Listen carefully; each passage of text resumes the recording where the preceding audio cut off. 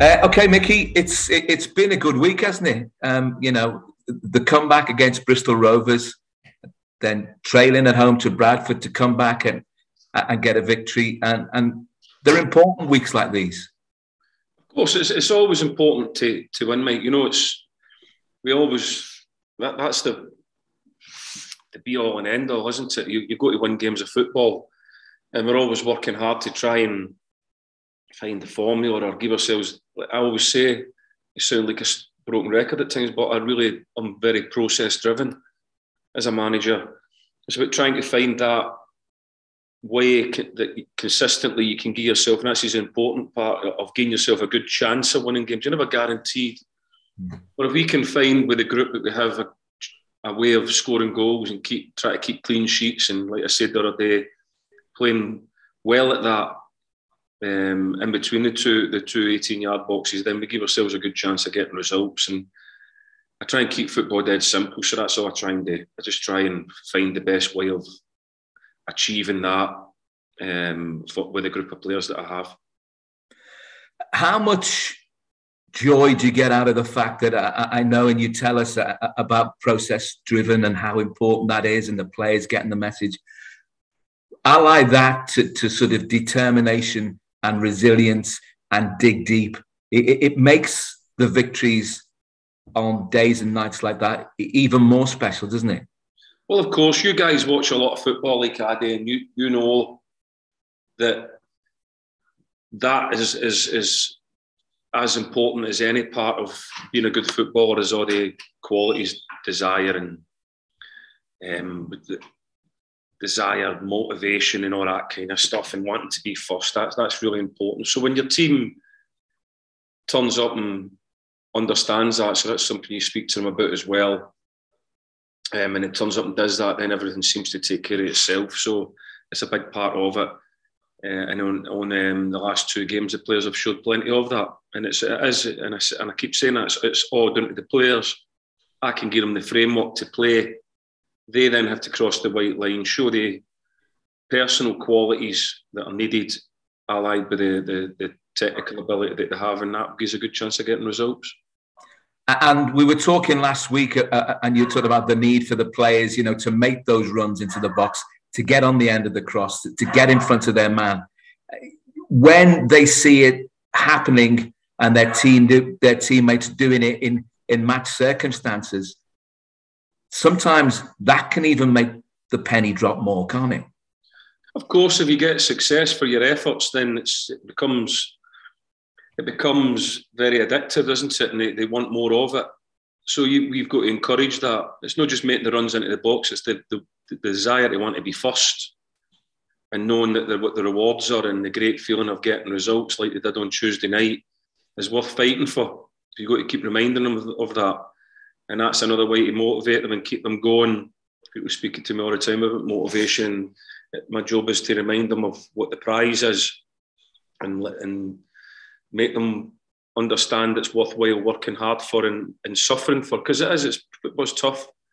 It's hard to keep turning up every week and suffering the way that they do, but that's what you've got to do. That's the world that we're in. But they certainly, on Tuesday night and on Saturday, they showed great qualities. Great qualities, and those sort of results bring confidence, and they bring momentum as well. And it's another key part of football. Absolutely. It gives you something to build on. Of course, momentum is only important if you keep it going. You can't just rely on it. Just say, all right, we've done all right in the last two games. We just need to turn up the next one. You need to go again. Yeah, there's stuff that you can bring from the games previous, because you can say, look, do that and do more of this and keep that, and we can do more of that and all the rest of it. But you've still got to turn up and show the same grit and desire again and again and again. And that's what football's all about. And Captain Fantastic got his rewards on Monday night. Peter Clark for sterling efforts for last season. But I think the award maybe wasn't just for last season, because it underlines what a great leader, great footballer. Pau just spoke to us about him and said he's put his arm around him on a few occasions and told him, do more of this, do a little bit of... And it's great to see players like that, getting the individual rewards. He will tell us, like you do, that it's all about the team, but a smashing pat on the back for him. Oh, yeah, and well deserved. And to keep all the qualities that are needed to be a successful footballer, and to keep them into the age that he is really probably what that award is all about. And what people have got to understand is they don't just look at it and go, he just turns up and does that. He works very hard at trying to sustain the performances that he gives you all the time. He doesn't just switch off or have an off day. He trains, recovers to the maximum all the time. He still wants to learn. He still asks loads of questions. He's still trying to improve. So he's a absolutely great example to anybody who wants to be a footballer. Just look at Peter Clark. Great. Thank you, Mick. Good luck for Saturday. Thanks, Mike. See you soon, pal. Cheers. Bye-bye. Micky, we spoke to our pal Glatzel just before there, and we spoke about how he's had to try and develop his game from, that step up you spoke about the other night from the under-23s to League Two and playing to his strengths. Is the responsibility now on players around him in the team to make sure that they are playing to his strengths and putting balls in the right areas rather than giving him, stuff that he probably can't make the most? Richard, that just went there, mate. Sorry, I'll ask you again. We speak to Paul Glatzel about his recent success in the side and how he's had to adapt his game, stepping up from the under-23s to League Two. Is the responsibility now on the players around him to make sure that they're putting balls in the right areas for him to get onto so he can play to those strengths? We can look at that both ways. Listen, what Paul has to do is what any footballer has to do. They have to work out very quickly what they're good at. And the quicker they can do that, and the quicker they can improve on the things that they're good at, and then consistently bring that to games of football, then that's really what football's all about. Find out what you're good at and what it says on the tin, probably the best way to explain it, and bring that to the pitch and find the consistency of that. And then it's not just Paul, it's the whole team has to mould around what the qualities of each individual has in order to try and score goals and keep clean sheets. So football is no more complicated than that. People try and complicate it all the time. I've been in it as long as anybody now, and it isn't any more complicated than that. So to simplify it, with the qualities that you have in the team, play to their strengths, try and score goals, try and keep clean sheets.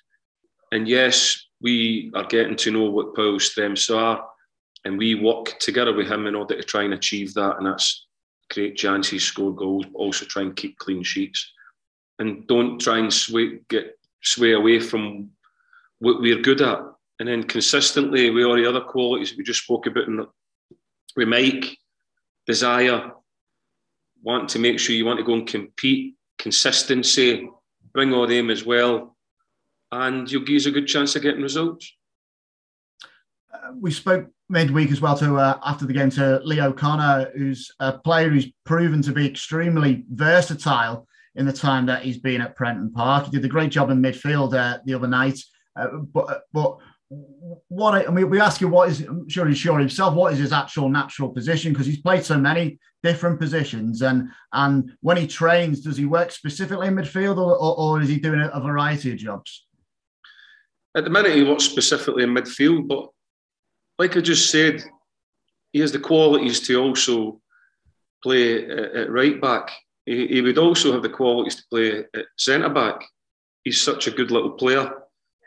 But that goes back to, and this is what I'm trying to explain, that goes back to where the qualities that Lee has, he's able to impact them in any position that he plays in because he knows what he's good at. He works on that, tries to improve in that.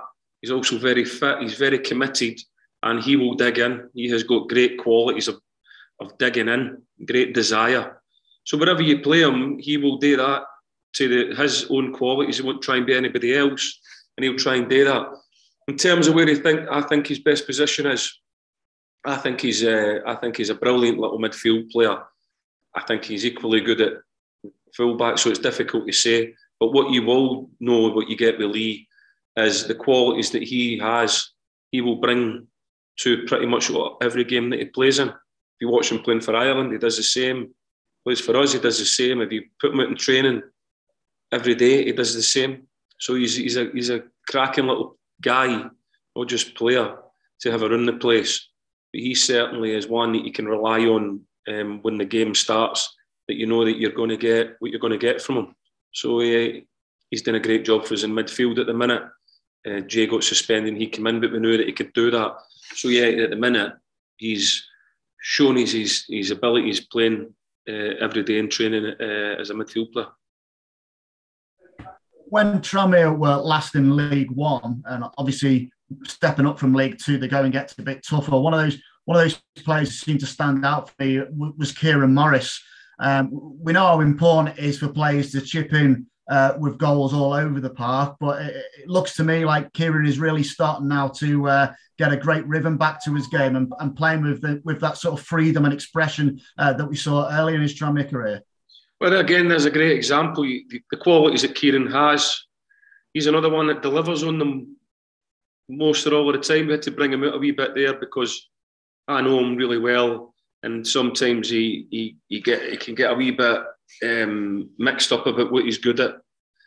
And when you bring him out, he reboots and he comes back flying again, and that's what's happened. We just took him out for a game there, and he sort of rebooted and got back to what he's good at, which is he's brilliant playing ahead of the ball.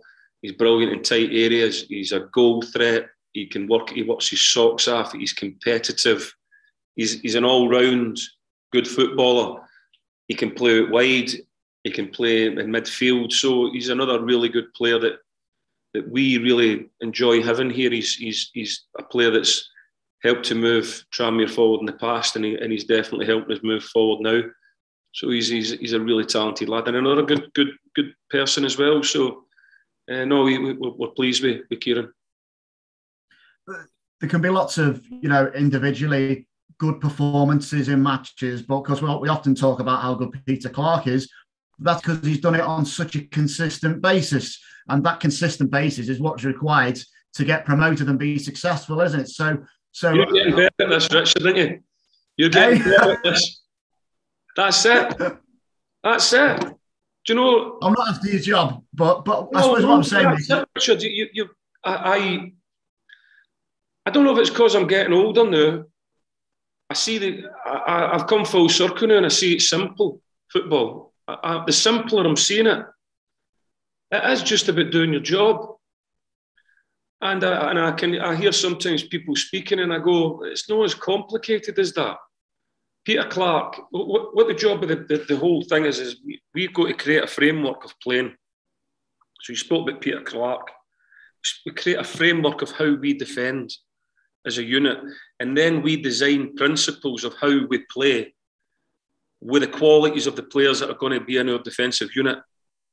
So Peter Clark, we would go and we would speak to them, and we would look in training, and we'd look in some games, and we'd say, we have to defend this way. With Steve McNulty, we would do the same because we know about Steve, because he was the last centre-back that was here. And we would design a way of playing that we believed would give us clean sheets with a load of principles.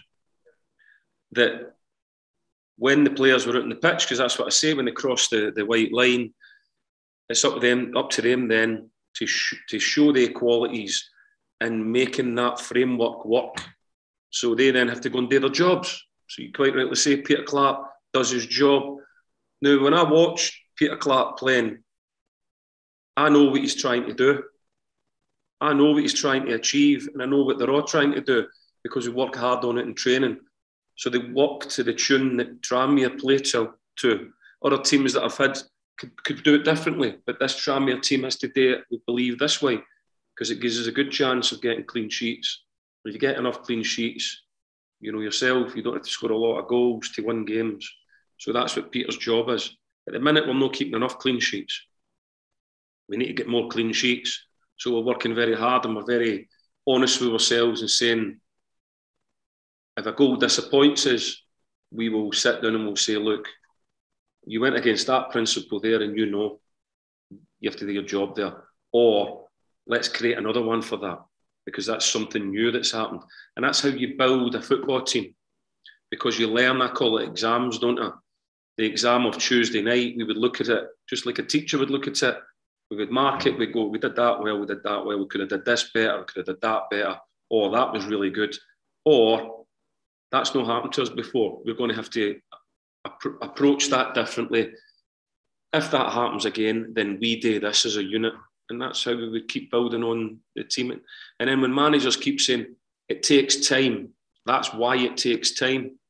Because as you go along, you get different problems or things surprise you, or that's why it takes time sometimes. And it's about identifying the problems and creating a little principle for it. See that guys like Peter Clark can go and everybody knows what he's trying to achieve. And yeah, that's how we work here. Does that, because you talked a lot about, you know, the importance of development the other day, and does that explain things like Paul Glatzel not playing every game straight from the off, even though he's come from a bigger club, or Elliot Nevitt playing a number of games and then coming out the side to digest what he's learned before putting into practice again? Digest what he's learned. I mean, that's a brilliant way of putting it. What we do is when we get a player here, we will give him, like a teacher would do, you give him an exam to test their learning. So out they go onto the pitch, be it the training pitch or a game, and we would look at it and go, I think that'll give us a good chance of winning games if he does that. Or he needs to get better at this, otherwise he's going to cost us games, or he's not going to make us effective as a team. You would then learn about the qualities that the player had. What's he good at? What can he get better at? Or what's he never going to be able to do? So I'm not going to ask people to do bicycle kicks if they can't. I'm not capable of it. So with Paul Glatzel, when he came over, we tried to get to know him as quickly as possible. We spoke to Liverpool about what his qualities were. We spoke to them about what they believed that he would have to work on here in order to improve as a player. So we all that intel, and then all the exams that we've done, we try and put it all together. And then, of course, on top of that, the player's got to buy in.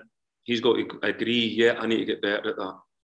So we become salesmen then. We become salesmen of ideas or ways of playing and saying, look, you need to get better at this. Some players are better than others at taking on that kind of information. Paul Glatzel was sublime at taking on information. He's a very intelligent boy, and he speaks about the I's all the time. He says, I need to get better at this. I should have did this. I should have did that. He never blames anybody else. It's a great example for anybody. He never goes looking for anybody else to blame. He says, I need to improve at this, and I need to get better at this area of my game. Can you help me get better at that? And we then would go to work on getting Paul better in busy areas. What we said, so I'll just give you one example. Paul had to get better in busy areas because he was taking on too much contact. So then we would speak to him about that and say, Paul, you're taking on too much contact. You need to have a plan before the ball comes into the busy area and know what you're going to do before the ball comes to you. Keep checking your shoulder and be aware of the space around you.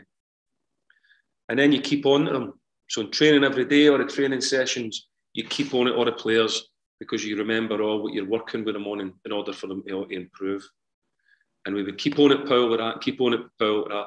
And then he was getting it naturally because if he was taking too many touches or he wasn't checking his shoulder or he wasn't aware of the space around him, he was getting booted. And I wouldn't give fouls. I just let him get booted.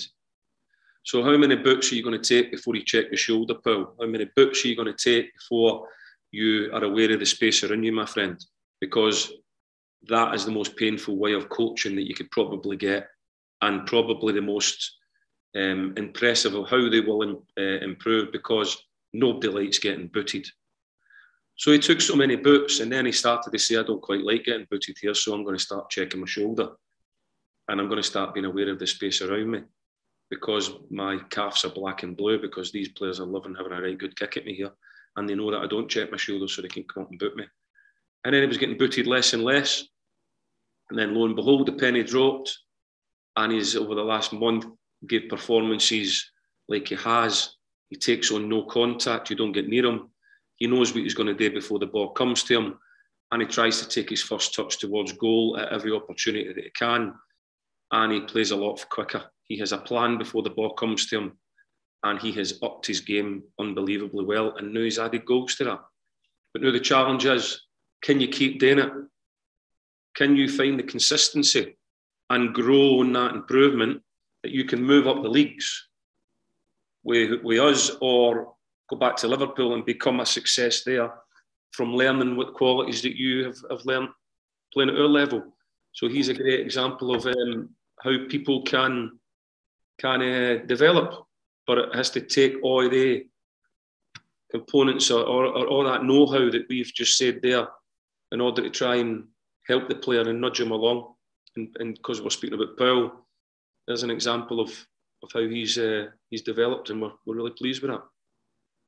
My lad's a small, fast striker who plays against big centre-backs, bigger boys. So I'm going to write a bit of this down, Micky, and pass a bit of it on to him. Well, he's going to have an advantage on big players that are playing against him, because what big players do at the age groups is they just steamroll everybody, and they never have to develop movement. So by the time they get to 14 and have been thrown everywhere all over the place because they're the biggest in the group, they haven't had to develop or think about movement.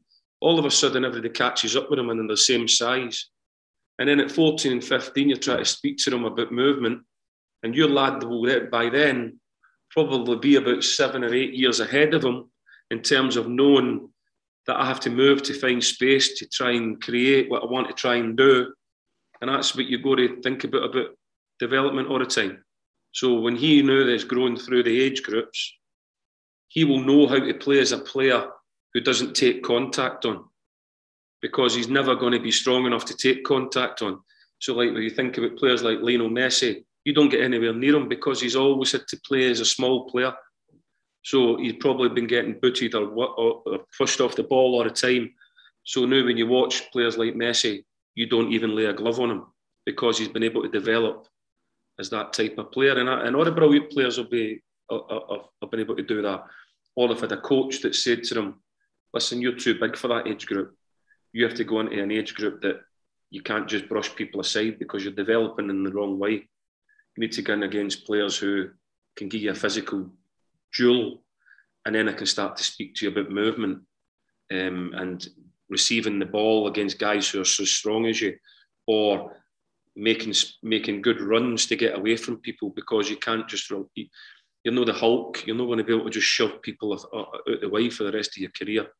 So that's why your lad is definitely going to develop in the right way, because he's going to be forced to do it. And sometimes that's like we said about Paul Galazzo, he's going to be forced to have to be better at movement. Otherwise, he's going to get kicked all the time, or he's not going to make the team because the manager is going to say you keep getting the ball away. That's fascinating. Thank you, Micky. Just one final one from me then. Touch wood, you've done pretty well for injuries so far this season. How are we looking for Saturday? We have a few niggles and a few bits and bats that when the games go Saturday, Tuesday, well, they're fit guys, so and we have, because we have them here full time, we can really give them a lot of treatment, so they can recover very, very quickly. So I wouldn't write anybody off at the minute, but if the game was this afternoon, we might have one or two doubts.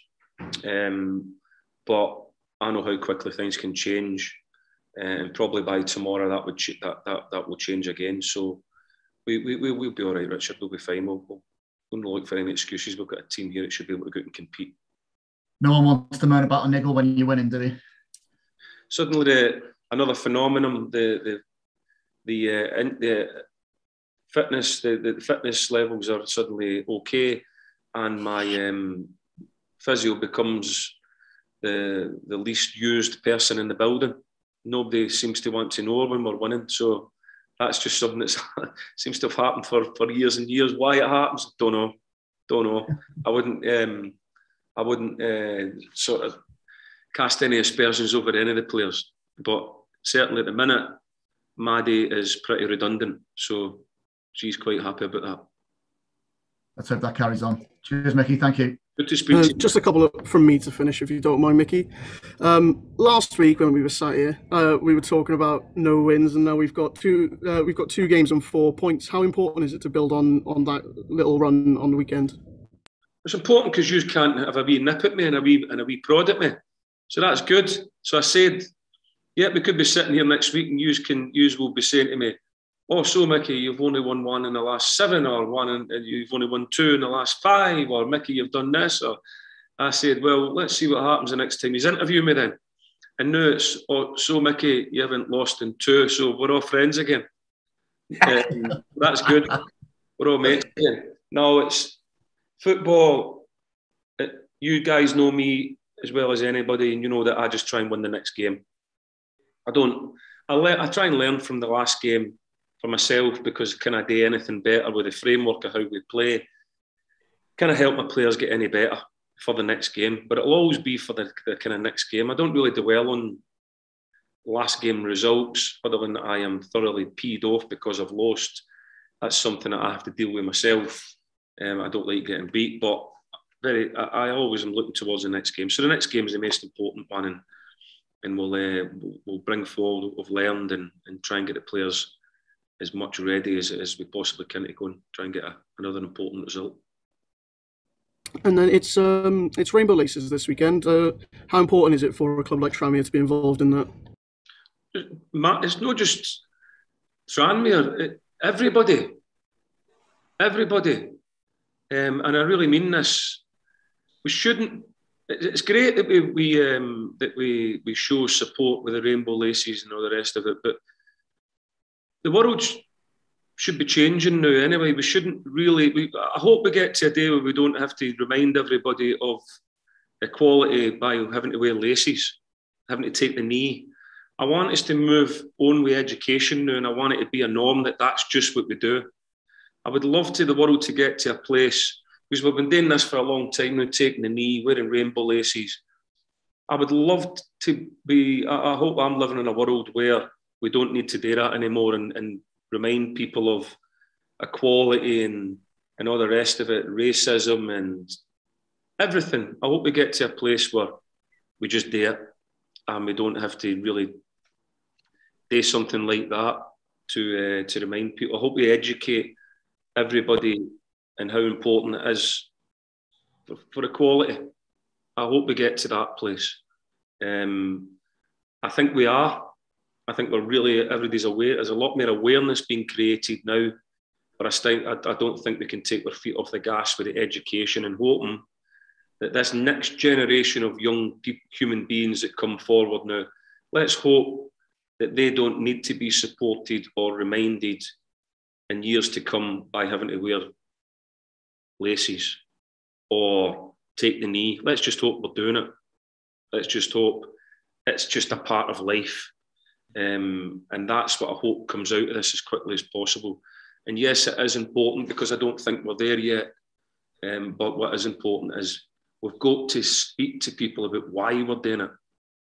I won't be wearing rainbow laces myself, but that's just because I'm not very good at the laces thing, getting laces in and out my training shoes. But I'll absolutely show my support for equality, whatever you are. I don't care. Just be a good person. I don't care. So I will be showing my support. But like I say, I really hope we don't need to do it soon.